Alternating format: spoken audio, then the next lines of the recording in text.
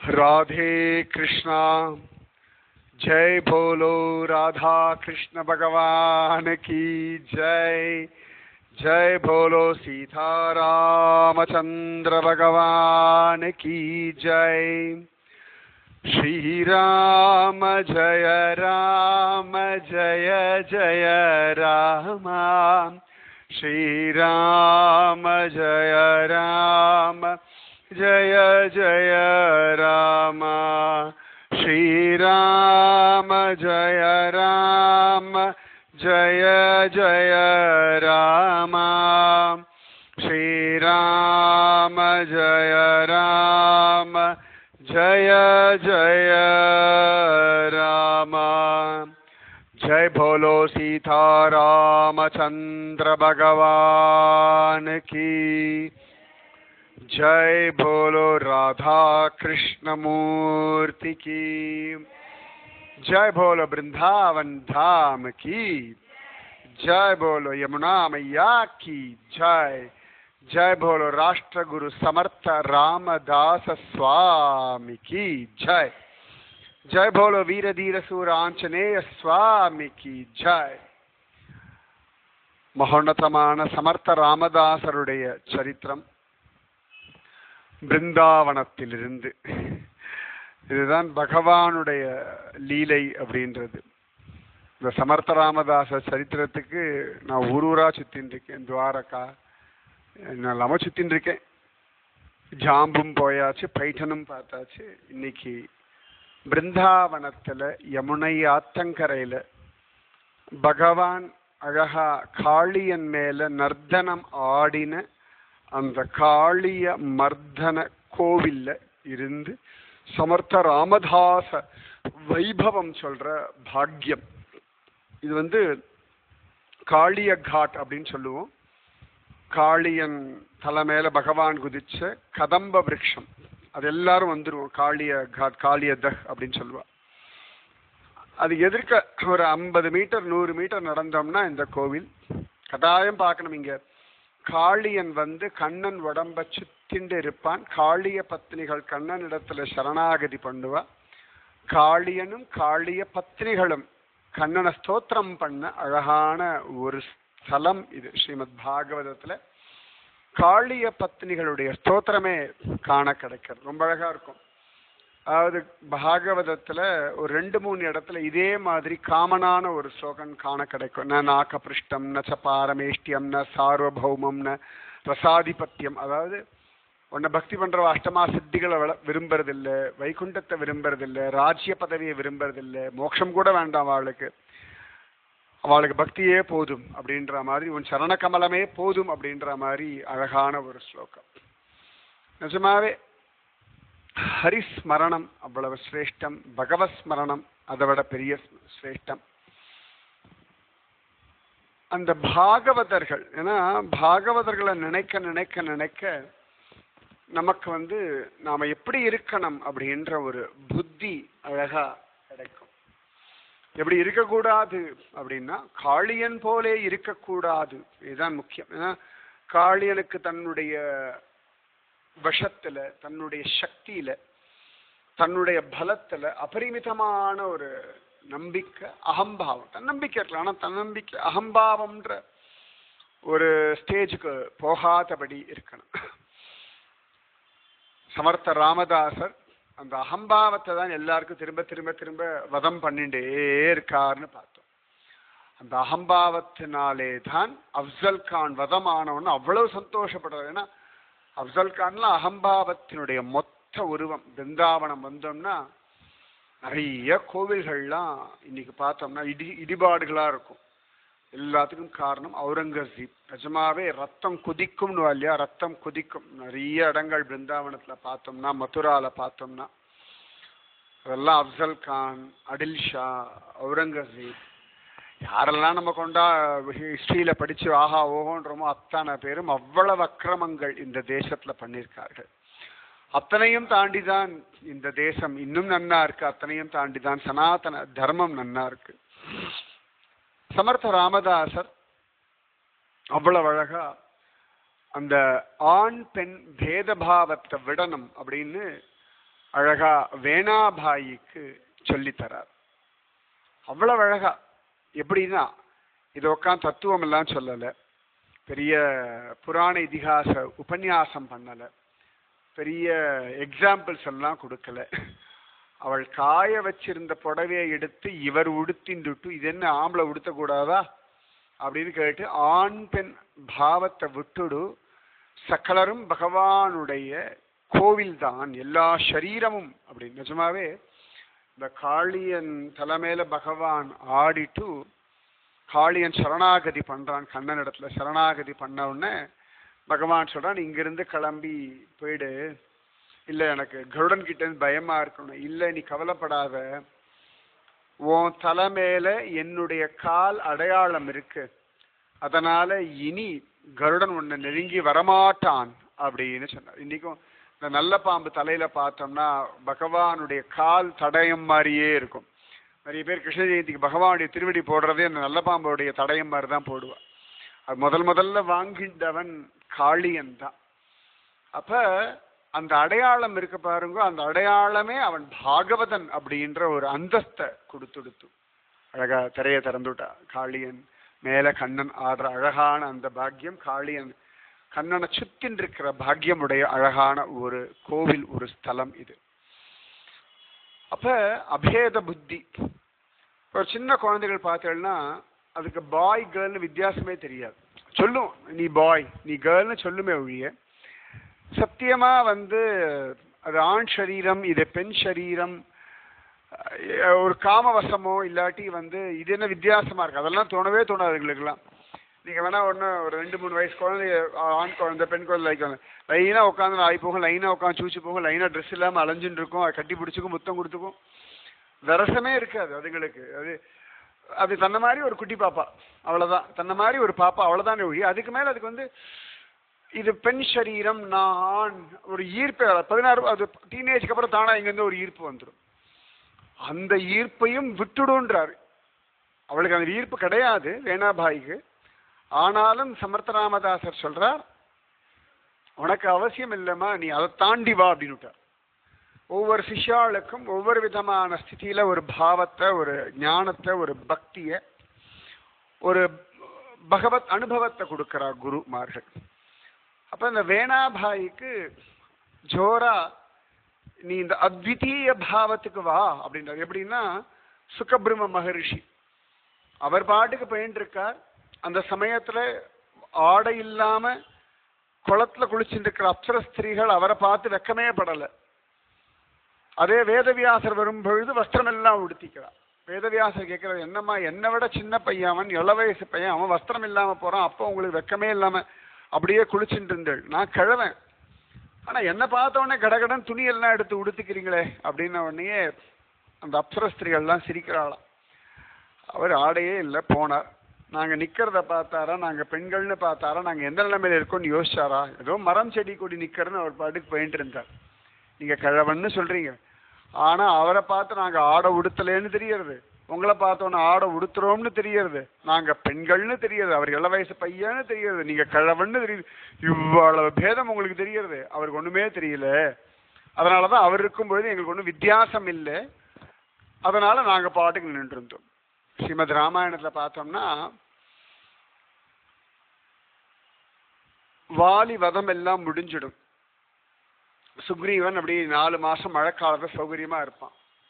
4 மாசம் முடிஞ்ச பிறகு கூட அவன் சீதையை தேடுறதுக்கு ஆள் தயார் பண்ண மாட்டான். அப்ப லக்ஷ்மணன் ராமச்சந்திரமூர்த்தி போய் பார்த்துட்டு வாடா அப்படின்ற. அப்ப லக்ஷ்மணன் உள்ள அந்த தன்னுடைய வில்லில் இருக்க நான் இழுத்து டங்கார சப்தம் போடுறான். இப்ப பயந்து போயிடுறான் சுக்ரீவன். பயந்து போய் ஒரு ஸ்திரீ அனுப்புறான். அது யாருன்னு கண்டுபிடிச்சு சொல்லுங்க பேரு. ஒரு ஸ்திரீயை அனுப்புறான். அவள் நிர்வாணமா நிக்கிறா லக்ஷ்மணனுக்கு முன்னாடி. அதுக்கு வியாக்கியானம் எழுதுறா. ஒரு அம்மா முன்னாடி ஒரு பொண்ணு நிர்வாணமா நிக்கிறது ஒண்ணு வெக்கம் இருக்காது. இப்ப குழந்தையெல்லாம் பெற்றுக்கும்போது அந்த காலத்துல எல்லாம் மருத்துவச்சிகள் அம்மா எல்லாம் இருப்பா, பொண்ணு பாட்டு குழந்தைய பெற்றுப்பா. அப்ப அம்மாவுக்கு தெரியுமா, அந்த மாதிரி லக்ஷ்மணனுக்கு துளி கூட காம சம்பந்தமே கிடையாது. ஏதோ ஒரு அவன் நின்னாலும் என்னோட அம்மா தான் நிக்கிறான்னு அவளுக்கு தோன்றது. அந்த மாதிரி வந்துதான் அவள் லக்ஷ்மணனோட பேசுறா அப்படின்னு அவள் பேர் என்ன கண்டுபிடிச்சு சொல்லுங்க. ஸ்ரீமத் ராமாயணத்துல அழகா இந்த கிஷ்கிந்தா காண்டத்துல காண கிடைக்கக்கூடிய அழகான ஒரு விஷயம் இது. அப்ப இந்த தூக்கத்துல யாருக்கும் காமம் தெரியாது இல்லை. நம்ம அண்ணா தூங்கும் பொழுது நம்ம ஆணா பெண்ணான்னு கூட நமக்கு தெரியாது. நம்ம ஊரோ பேரோ வயசோ நம்மளுடைய படிப்போ நம்ம இருக்க பணமோ காசோ இல்லாட்டி ஸ்டேட்டஸ் ஒண்ணுமே தெரியாது. ரொம்ப குழந்தையா தூங்கிட்டு இருப்போம், அவ்வளவுதான். அந்த மாதிரி ஒரு ஸ்திதி நம்மளால கற்பனை கூட பண்ணி பார்க்க முடியாது. நமக்கு நம்மளை மறக்கும் பொழுதுதான் அந்த அபேத புத்திக்கு போகும். சமர்த்த ராமதாசர் வேணாபாய அந்த ஒரு ஞானத்தை கொடுக்க அன்னிலிருந்து அவளுக்கு இந்த ஆண் பெண் வித்தியாசம், அதாவது ஆண் பெண் இருக்க வழிய தனியா இது ஆண்கள் இது பெண்கள் அப்படின்னு ஒரு பெரிய பேத பாவமே அவளுக்கு இல்லை. அப்போதுலேருந்து அவளுக்கு வேணா சுவாமி அப்படின்னு ஒரு பேர் வந்துடுத்து. வேணாபாய் வேணா சுவாமி ஆயிடுறா. சமர்த்த ராம அவளை பார்த்தாலே எல்லாருக்கும் தெரியாது. யாருக்குமே ஒரு வெக்கமோ இல்லாட்டி ஒரு வித்தியாசமோ தோன்றதே கிடையாது. அவள் ஒரு பிரம்ம ரிஷி. சரியா சொல்லணும்னா ஒரு பிரம்ம ஞானத்தை அடைஞ்ச ஒரு பிரம்மஸ்திதியில அவள் போயிடுறா. அப்போதிலிருந்து அவளுடைய ஸ்திதியே வேற மாதிரி இருக்கு. அவளுடைய பக்தி, அவளுடைய நாமஜபம், அவளுடைய பகவத் தியானம், அவளுக்கு கிடைக்கிற பகவத் அனுபவம் எல்லாமே சமர்த்த ராமதாசர் என்ன ஸ்திதியில இருக்காரோ அந்த ஸ்திதிக்கு அவளை எடுத்துட்டு போயிட்டார். அதுதான் குருவை சொல்லும் பொழுது ஸ்பர்சவேதி கல் போலேன்னு சொல்லுவா. ஸ்பர்சவேதி கல்னு ஒரு கல் உண்டு. அதை கொண்டு இரும்ப தொட்டோம்னா அது தங்கமாகும். ஆனா சொல்லுவா பெரியவா, குருலாம் ஸ்பர்சவேதி கல் போல இருக்காவா, இரும்ப தொட்டு அதையும் தன்னை போல ஒரு ஸ்பர்சவேதி கல்லா மாத்திடுவார்கள் அப்படின்னு சொல்லுவா. இப்படி நாரத மகரிஷி தான் எப்படி பிரம்ம தியானத்தை அனுபவிக்கிறாரோ அந்த மாதிரி துருவன் அனுபவிக்க வச்சுட்டார். அந்த மாதிரி பிரகலாதன் அனுபவிக்க வைக்கிறார். அந்த மாதிரி வேதவியாசன் அனுபவிக்க வைக்கிறார். அந்த மாதிரி வால்மீகி அனுபவிக்க வைக்கிறார். அவர் தன்னை விட வசந்த லெவலுக்கு எடுத்துட்டு போயிட்டு இருக்கார். தன்னுடைய சிஷ்யால் எல்லாரையும் பிரகலாதன்லாம் ஒரு தூணை பார்த்து தூண்ல நரசிம்மன் இருக்கான்னு சொல்ற அளவுக்கு கொண்டு வந்து விட்டுட்டார். அப்ப அந்த குரு என்ன பண்றாருன்னா, அவ என்ன பிரம்ம தியானத்துல இருக்காளோ, எந்த பிரம்மானந்தத்தை அனுபவிக்கிறாளோ, எந்த பிரம்மஸ்திதியில இருக்காளோ அந்த ஸ்திதிக்கு நம்மளை அழிச்சுட்டு போயிடுறாளோ. எப்படி ஒரு லிஃப்ட் எத்தனை வருஷம் போதோ அத்தனை வருஷம் நம்மளை அழிச்சுட்டு போறதோ அந்த மாதிரி. இப்ப சமர்த்த ராமதாசர் வேணா சுவாமி ஆக்கியாச்சு. அவளை கொஞ்ச நாள் அங்க இருந்தா அழகா சமர்த்த ராமதாசர் இவெல்லாம் கிளம்பிடுறா. கொஞ்ச காலங்கள் இப்படி போயிட்டு இருக்கு. அப்ப சமர்த்த ராமதாசர் அவ கிளம்பும் பொழுதே சொல்லிட்டார், இனி நீ கீர்த்தனம் பண்ணி உபன்யாசம் பண்ண ஆரம்பிச்சுடு அப்படின்னுட்டார். அவ யோசிக்கவே இல்லை. சரி சுவாமி என்ன அவர் சொல்றார், ராமராய பார்த்துமா நீ பாட்டுக்கு பேசு அப்படின்னுட்டார். அவளும் வந்துட்டா. அழகா அவள் பாட்டுக்கு உபன்யாசம் ஆரம்பிக்க போறா. கீர்த்தனை சிஷ்யாள் கிட்டெல்லாம் சொல்லி எல்லா பக்கமும் சொல்றார் சமர்த்த ராமதாசர். எல்லா சிஷ்யாலும் இன்னைக்கு வேணாபாயினுடைய கீர்த்தனம் இருக்கு, பகவத் விஷயம் சொல்ல போறோம். எல்லாரும் ஊர்ல ஒரு மாதிரி பாக்குறாங்கன்னா அந்த காலத்துல ஆண்கள் மட்டும்தான் இந்த உபன்யாசம் இதெல்லாம் பண்ணிட்டு இருப்பா, ஸ்திரீகள் பண்ண மாட்டா. சரியா சொல்லணும்னா அந்த பீரியட் பெரிய ஒரு ரெவல்யூஷனரி பீரியட். அப்போதான் துக்கோபாவும் நிறைய சொல்லிட்டு இருந்தார் ஒரு பக்கம், இன்னொரு பக்கம் சமர்த்த ராமதாசர். ஆனா ஜனங்களுக்கு அது ஒத்துக்கொள்ள முடியல. அது வரைக்கும் அவள் அது மாதிரி பார்த்ததில்லை. அதுலேயும் வேணாபாய் கணவனை இழந்தவள். ஸோ அவளை பொறுத்த வரைக்கும் இவளை பார்க்கறதே இது இல்லை, வேற இவ உபன்யாசம் வேற பண்றாளா. சமர்த்த ராமதாசரை பத்தி இல்லாத போலான்னு சொல்ல ஆரம்பிச்சிட்டா. அவருக்கு ரொம்ப திமிர் ஜாஸ்தியா போயிடுது, அவருக்கு அகம்பாவம் ஜாஸ்தியா போயிடுது. ஏன்னா சத்ரபதி சிவாஜியுடைய குரு, அதனால நான் என்ன வேணா பண்ணலாம், என்ன வேணா சொல்லலாம், சாஸ்திரத்தை மீறலாம் அவருக்கு ஒரு நினப்பு வந்துடுது. இதெல்லாம் நம்ம விடப்படாது, இதெல்லாம் நம்ம தடுத்தே ஆகணும். ஏன்னா நிறைய பேருக்கு அவாவா சாஸ்திரத்தை காப்பாற்றுறோம் அப்படின்னு ஒரு அபிப்பிராயம் இருக்கும். ஆனா மகாத்மாக்கள் பகவான் இஷ்டப்படி எல்லாம் பண்ணிட்டு இருக்கா. ராமராயா இஷ்டம் ஒண்ணுதான் இவருக்கு தெரியும். அவரும் கவலைப்படலை. அவருக்கு தெரியும் ஜனங்கள் இப்படி எல்லாம் ஒரு பக்கம் கொச்ச கொச்சன்னு பேசுவான்னு. நிறைய சிஷ்யர்கள் பிக்ஷைக்கு போகும்போது இந்த விஷயம் எல்லாம் காதுல விழுறது. இதெல்லாம் சமர்த்த ராமதாசர் கிட்ட கொண்டு போய் சேர்த்துட்டா. இந்த மாதிரிலாம் ஊர்ல எல்லாம் சொல்லிட்டு இருக்கா அப்படின்னு. பாடகைதான் சொல்லட்டோம்னுட்டார். அழகா உபன்யாசம் பண்ற நாளும் வந்தாச்சு. நிறைய ஜனங்கள் வந்திருக்கா, பெண்கள்லாம் வந்திருக்கா. சரி எவ்வளவுதான் ஆண்கள் சொல்லியே கேட்கிறோம், பெண் சொல்லி கேட்கறான்னு வந்துட்டா. நிறைய பேர் என்னதான் சொல்றா பார்க்கலாம், முடிஞ்சோன்னு கலாட்டா பண்ணணும்னு வந்திருக்கா. இதுலயே சமர்த்த ராமதாசருடைய சில சிஷ்யால் கொஞ்சம் இப்படி அப்படியுமா இருக்கா. வாஸ்தவம் தானே, இவாள்லாம் எப்படி பண்ணலாம், பார்க்கலாம், நம்ம இன்னைக்கு எப்படி போகிறதுன்னு பார்த்துட்டு இனி மடத்துல இருக்கலாமா, சிஷ்யரா இருக்கலாமா, இல்லாட்டி கிளம்பி போயிடலாமா, அவ ஒரு டவுட்ஃபுல்லா இருக்கா. இப்படி எல்லாரும் எல்லா பக்கமும் நடந்துட்டு இருக்கு. சாயங்காலம் ஆயாச்சு. அவ அது வேற சொல்லிட்டு இருக்கா. இவர் பாட்டுக்கு ஒவ்வொன்னா சொல்றாரு. ஏற்கனவே அவளெல்லாம் மடத்தை நிர்வாகம் பண்ண சொல்லியிருக்கார். இப்ப இதெல்லாம் வேற ஆரம்பிக்கிறார். ஒரு சாஸ்திரம் கிடையாதா, ஒரு நிதானம் கிடையாதா, அவர் பாட்டுக்கே இருக்கார். சாயங்காலம் உபன்யாசம், கீர்த்தனை, எல்லாரும் வந்தாச்சு. திடீர்னு பார்த்தா சமர்த்த ராமதாசரும் வந்துட்டார். நிறைய பேர் அதை எதிர்பார்க்கல. சமர்த்த ராமதாசர் வருவார்னு எதிர்பார்க்கல. வந்தாச்சு. இவர் வந்துட்டார்னு எல்லாரும் கொஞ்சம் பயம். ரொம்ப காம்பீரியமா இருப்பார். அவர் எதிர்த்து யாரும் பேச முடியாது. எது சொன்னாலும் பதில் சொல்லிடுவார். அவர் வந்து உக்காந்தாச்சுனாலே அந்த இடத்துல ஒரு பின் ட்ராப் சைலன்ஸ் வந்துடும். அவர் யாரையும் ஒன்றும் சொல்ல மாட்டார், மிரட்ட மாட்டார். ஆனால் அந்த காம்பீரியம் அவருக்கு சுவாவமா உண்டு. ஆஞ்சநேய சுவாமியோட அவதாரம் இல்லையா. வந்தார், அழகா அப்படியே உக்காந்தார். வேணாபாய் அப்படி எல்லாம் அழகா ராமராயாவெல்லாம் பார்த்துட்டு ஜபிச்சுட்டு குருநாதரை தியானம் பண்ணி அப்படி வந்து பார்த்தா குருநாதர் உக்காந்துட்டு இருக்கார். அவ எதிர்பார்க்கவே இல்லை அவர் வருவார்னு. கண்கள்ல கண்ணீர். குழந்தை ஃபர்ஸ்ட் ஒரு மேடை ஏறி ஒரு பர்ஃபார்ம் பண்ண போறது, அப்பா அம்மா இருந்தா இருக்கு இன்னும் ஒரு எக்ஸைட்டடா இருக்கும். அந்த மாதிரி இது எக்ஸைட்டட்ன்றதை விட பெரிய பொறுப்பு. இந்த குருவி தலையில பணங்காய வைக்கிற மாதிரி பெரிய பொறுப்பு.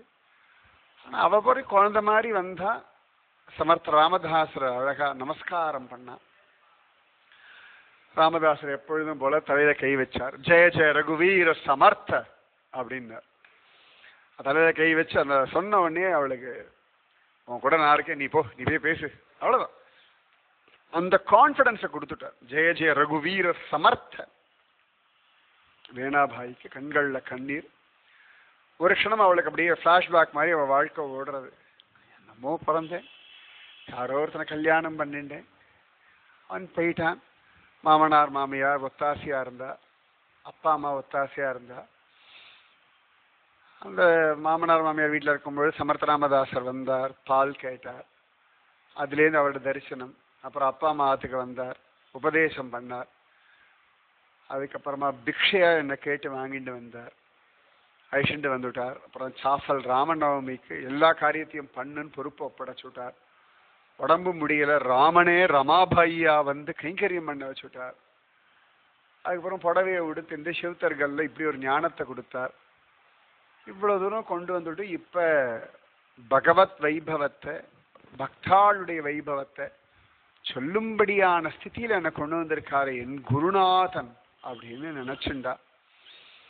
குருநாதர் சரணத்தை நன்னா பிடிச்சுண்டு தொட்டு நமஸ்காரம் பண்ணிட்டு மனசுல அப்படியே குருநாதர் சரண கமலங்களை கொண்டு வந்தா.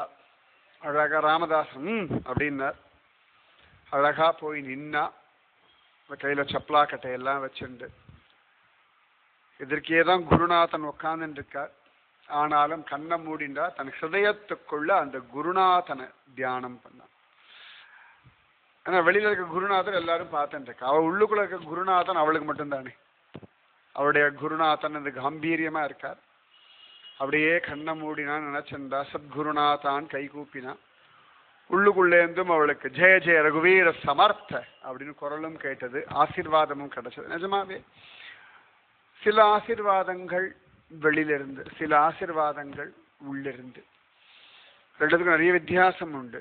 வெளியில இருக்க ஆசீர்வாதம் சாதாரணமா இருக்கும், ஆனா உள்ள இருந்து வர ஆசீர்வாதம் அத்தனை ஒரு பலமா இருக்கும். இன்னைக்கே பகவான் அப்படித்தானே. நம்ம வந்ததே லேட்டு தான், ஆனாலும் பகவான் இல்ல வா, இந்த கிருஷ்ணன் கூப்பிட்டு இழுத்து கொண்டு வந்து நீங்க உட்கார வச்சிருக்கான். நான் கூட சரி வேண்டாம், இல்லை ரொம்ப டயர்டா இருப்பேன், காத்தால கிளம்பினதுலேயே சாயங்காலம் 6-7 மணி ஆயிடுச்சு, டிராஃபிக்லாம் இருக்கு, சரி அப்படியே ரூம்ல இருக்க சொல்லிடலாம் அப்படின்னு நினைச்சா. இல்ல வா வா வா வான்னு சொல்லி பிடுங்கி எடுத்து இழுத்து கொண்டு வந்து பாருங்க. வேகாந்தமா நம்மள அவனு மட்டும்தான் உட்காந்துட்டு இருக்கும். அது அவனுடைய லீலை. அவன் சங்கல்பம் பண்ணியாச்சுன்னா அதை மீறி என்ன பண்ண முடியும். அப்ப அந்தர்யாமியா இருந்து அவன் காட்டி கொடுக்கறது எல்லாமே ரொம்ப சரியா இருக்கும். இப்ப பசின்றது அவன் தானே அந்தர்யாமியா இருந்து சொல்றான். அவனிடத்துல ஒப்படைச்சிடுங்க. பாத்தாளிவள் தன் குருநாதனை தியானம் பண்ணார். அழகா அவள் பாட்டுக்கு ஜோர ஜெய ஜெய ரகுவீர சமர்த்த அப்படின்னு அந்த அந்த சமர்த்த ராமதாசர் எப்படி அந்த காம்பீரியமா சொல்ல அதே காம்பீரியம் ஜனங்கள்லாம் ஒரு க்ஷணம் திகச்சு போயிட்டா. ஏன்னா ஒரு சாதாரண பெண் பிள்ளை அவள். ஆனா அவளுடைய அந்த காம்பீரியம், சொன்ன விதம், அந்த தைரியம், அந்த நம்பிக்கை, இல்ல ஆண் பெண் பேதம் அடையாத அவர் தான் சொல்லியிருக்காரு. ஏன்னா பெண்ற ஒரு பேதம் இருக்க வரைக்கும் நான் கொஞ்சம் இன்ஃபீரியரோன்னு அவளுக்கு ஒன்று இருந்தது. இப்போ அதுவும் போயிடுது அவளுக்கு. நான் ஒரு ஜீவன், ராமராயாவினுடைய தாசி, இவ்வளவுதான் அவளுக்கு. ஆண் பெண்றெல்லாம் வித்தியாசம் என்ன இருக்கு? எல்லாருமே பகவானுடைய குழந்தைகள் தான். சரியா ஒரு விதத்துல பார்த்தா பிருந்தாவனம் முழுக்க கோபிகைகள் ராஜ்யம் தானே. பிருந்தாவனத்துல கிருஷ்ண ராஜ்யம் இல்லை, ராதாராணி ராஜ்யம் தானே. இப்போ யார் கை ஓங்கி இருக்கு அப்படின்னா பெண்கள் கை தானே ஓங்கி இருக்கு. பிருந்தாவனம் முழுக்க ராதே ராதே ராதே ராதே ராதே ராதே நாமம் தான் ஒழிச்சுட்டே இருக்கும். அப்ப அவன் ஜெய ஜெய ரகுவீர சமர்த்த அப்படின்னு சொல்லிட்டு அழகா தியானம் பண்ணிட்டு அவ பாட்டுக்கு ஆரம்பிச்சுட்டா கீர்த்தனத்தை. எப்படி சமர்த்த ராமதாசரும் அது மாதிரி ஸ்ரீராம ஜெயராம ஜெய ஜெயராமன்னு ஜபிக்க ஆரம்பிச்சா. எல்லாரும் ஜபிக்கிறா. அவ சொல்ல சொல்ல சமர்த்த ராமதாசரும் ஜபிக்கிறார். ஏன்னா நான் சொல்லி கொடுத்தது குழந்தை சொல்ல இல்லை, அது சொல்ல சொல்ல இவரும் சொல்ல. ஏன்னா குரு என்ன சிஷ்யா என்ன, நாமம் யார் சொன்னாலும் அதே தானே. குரு உபதேசம் பண்ணும் பொழுது குருவா உபதேசம் பண்ணுவா. எங்கேயாவது யாராவது நாமம் சொல்லியாச்சுன்னா அவளும் குழந்தையா குதூகலமா மாதிரி அந்த பகவன் நாமத்தை சொல்லுவா. அது நான் குருஜி அம்மா கிட்ட நான் பார்த்துருக்கேன், நிறைய ஜீயர்கள் கிட்ட பார்த்துருக்கேன். ஃபோனில் பேசும்பொழுது கூட ரொம்ப அழகா சொல்ற அந்த நாமமே நாராயண நாராயண நாராயண நாராயண நாராயண. அவளெல்லாம் சொல்ல வேண்டிய அவசியமே கிடையாது. ஆனாலும் எதுக்குடா அப்படின்னா ஒரு குதூகலம் வந்துடும் நாமத்தை கேட்ட உடனே, ஒரு குழந்தைத்தனம் வந்துடும். சமர்த்த ராமதாசர் கரதாளம் போட்டுண்டு கையை தாளம் போட்டுண்டு அவர் எப்படி ஆனந்தமா ஜபிப்பாரோ அந்த மாதிரி இவள் சொல்ல சொல்ல ஜபிக்கிறார். எப்படி ஒரு அம்மா சொன்னா ஒரு குழந்தை ரிப்பீட் பண்ணுமோ அந்த மாதிரி வேணாபாயி அவருக்கு என்னமோ அதை பாடும் பொழுதுலாம் அவருடைய அம்மா அவர் இப்படிதானே உட்காந்து சொல்லுவார், அழகா உட்காந்து சொல்லுவா இல்லையா. அந்த மாதிரி அப்படியே கண்கள்ல கண்ணீர் வழிய சமர்த்த ராமதாசர் அவர் ஒரு பாவத்துக்கு போயாச்சு. வேணாபாயி அவள் ஒரு அந்த பாவத்துல சொல்லிட்டு இருக்கா. கேட்டு இருக்க ஜனங்கள் அவளுக்கு அந்த அனுபவ பாவம், அந்த இடமே அப்படியே தெய்வீகமா ராமராயாவுடைய சாநித்தியம். அவள் நாமம் சொல்ல சொல்ல ஒவ்வொருத்தருக்கும் அந்த ராமராயாவுடைய சாநித்தியத்தை ஃபீல் பண்ண முடியறது. ஏன்னா அவள் ஹிருதயபூர்வமா சொல்றா. அந்த வார்த்தையில அந்த நாமத்துல ராமன் பிரத்யக்ஷமா ஆவிர்பவிக்கிறான். எதிர்க்க சமர்த்த ராமதாசர் இவ சொல்ல சொல்ல சொல்ல கேட்கிற ஜனங்கள் கண்கள் எல்லாம் கண்ணீர் வழியறது, மயிர்கால்கள் குத்திண்டு நிக்கிறது, தன்னிலே மறந்து போறா. அத்தனை பேர் கை கூப்பிக்கிறா. யாரெல்லாம் வேணா அதுன்னு இவன் என்ன சொல்றது, இவன் என்ன கேட்கறது, இவளுக்கு என்ன அவ்வளவு அதிகாரம் இருக்குன்னு அவெல்லாம் கையை கூப்பின்னு ஒருத்தர் பார்த்து என்னமா சொல்றா இல்லையா, நமக்கு பாக்கியம் வாய்ச்சிருக்கு இன்னைக்கு இவளுடைய சத்விஷயம் கேட்கறதுக்குன்னு பரஸ்பரம் எல்லாரும் பேசிட்டு இருக்கா. அதான் குரு. நம்மளை வசத்தின்டே இருப்பா. நமக்கே தெரியாது இந்த லிஃப்ட் எப்படி மேலே போகிறது, நமக்கே தெரியாது. இந்த சமயத்தில் நம்பரை பார்த்தா கண்டுபிடிப்போம். அந்த மாதிரி எத்தனை அவசரம் அழிச்சுட்டு போகிறான்னு குருவுக்கு மட்டும்தான் தெரியும். நம்ம பாட்டு குழந்தையா இருந்துவிட்டா போதும். அப்படி வேணாபாயிக்கு வேணா சுவாமியாகி கீர்த்தனம் பண்ற பாக்கியம் கிடைச்சது. நமக்கு ஒரு பெரிய பாக்கியம். இன்னைக்கு இந்த வைபவத்தை எந்த இடத்துல காளிய பத்னிகள்லாம் கிருஷ்ணனை பார்த்து ஸ்தோத்திரம் பண்ணாலோ கீர்த்தனம் பண்ணாலோ அந்த இடத்துல உட்கார்ந்து வேணாபாயினுடைய கீர்த்தனா வைபவத்தை சொல்ற பாக்கியம்.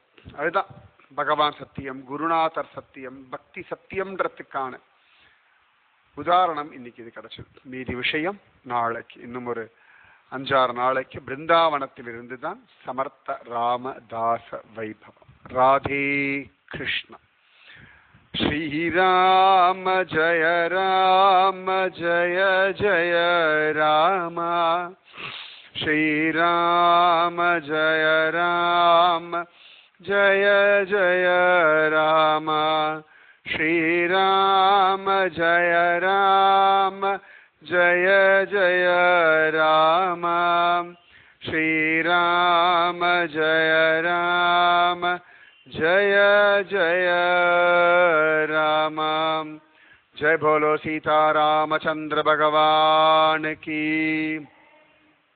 जय. बोलो यमुना मैया की जय. जय बोलो राष्ट्रगुरु समर्थ रामदास स्वामी की जय. जय बोलो காளிய பத்னிகளுக்கு ஜெய், ஜெய் போலோ காளிய பாகவதற்கு ஜெய், ஜெய் போலோ ஸ்ரீ கிருஷ்ண கனையா லால் கி ஜெய், ஜெய் போலோ ராதா ராணி की जय, जय बोलो वीर धीर सूर आंजनेय स्वामी की जय, जय बोलो आज की आनंद की जय.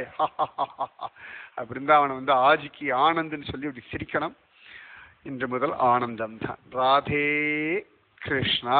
ஜெய் போலோ பாரத் மாதா கி ஜெய். ராதே கிருஷ்ணா.